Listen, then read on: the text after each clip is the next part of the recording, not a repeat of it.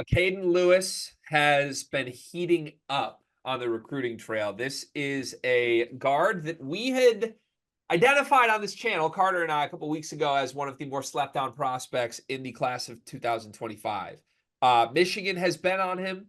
Other schools that have been big time basketball programs like North Carolina, Louisville, Maryland, Georgetown have also been on him. There's a lot of different options that Acaden Lewis already had.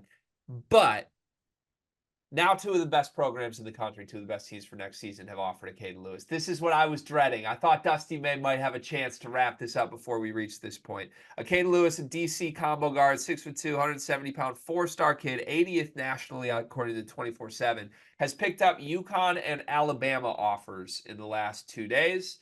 Kentucky interest is also floating out here with Acaden. But I think really right now, this is like, oh my God, Dan Hurley and Nate Oates have shown up at the door. And every team that was already on him should now be very, very afraid. Brian, this is the first time we're talking to you about Acaden Lewis. My take on him is that he's one of my favorite players in this class. Super shifty, like just a really underrated guard, maybe because of his stature, but not about his skill set. What are your thoughts on Acaden Lewis's game overall? I think we're going to see a fifth star slapped on his name at some point before the end of the calendar year. Like he is one of the biggest risers.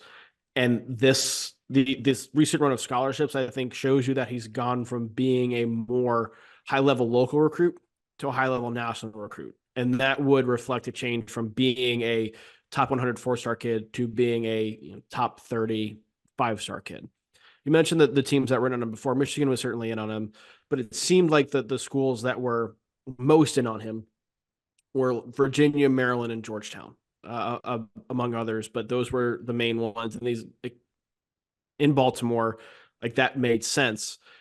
Had a great spring, and now I think you're seeing that star really explode. And he showed a lot this spring. He played at a really high level. Showed teams he can do a little bit of everything on the court. You mentioned the shiftiness. That's obviously his main attribute, and I think most appealing attribute as a point guard.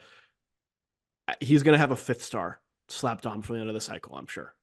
Yeah, and I think it helps. Like if you're a player of this range, right? If you're like a four-star guy who may be a little bit underrated, I think it helps when Dan Hurley calls you. When you get a scholarship offer from Dan Hurley, suddenly the recruiting services start to take notice. And I think that's probably what is going to happen here. He's going to rise up the boards because of the schools that are offering him.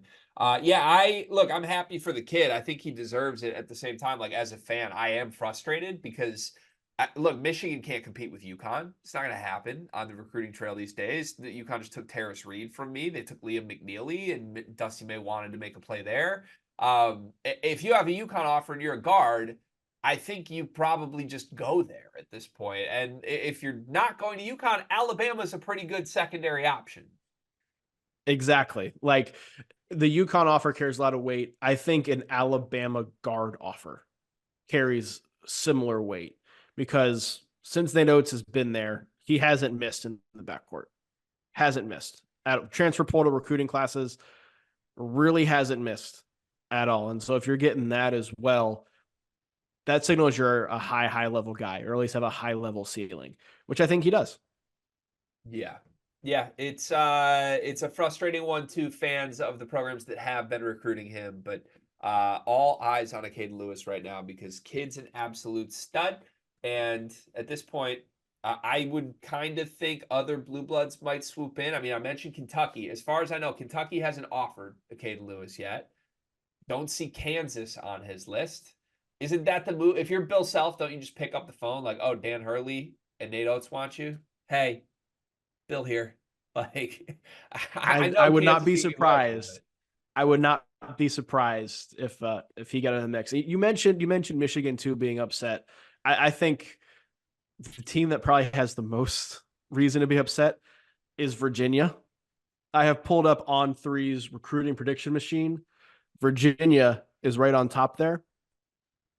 Can you picture him in a Virginia uniform right now, given the way that Virginia has played and now that you have UConn and Alabama and others come calling? No chance. Like Virginia, I think right now it just maybe felt comfortable with where they're at, and now they're probably like, yeah, we're done.